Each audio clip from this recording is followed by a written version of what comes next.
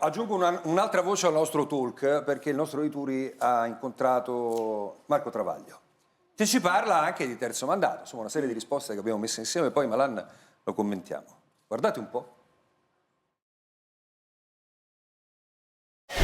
Mentre appunto il Movimento 5 Stelle ha approvato il terzo mandato, il governo resta contrario a concederlo ai presidenti di regione interessati come Vincenzo De Luca e Luca Zaia.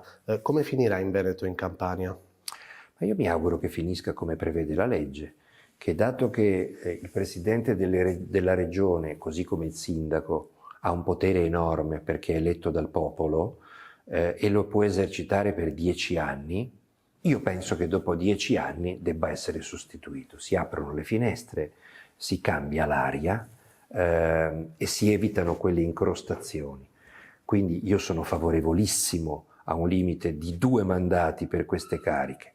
È ovvio che la stessa cosa non può valere per uno dei 600 parlamentari, per uno dei decine di consiglieri regionali, comunali, eccetera. La politica non può diventare una professione a vita, si può farla per 10, 15, 20 anni se il potere è meno intrusivo, però a un certo punto poi anche andare a lavorare è un'ottima esperienza.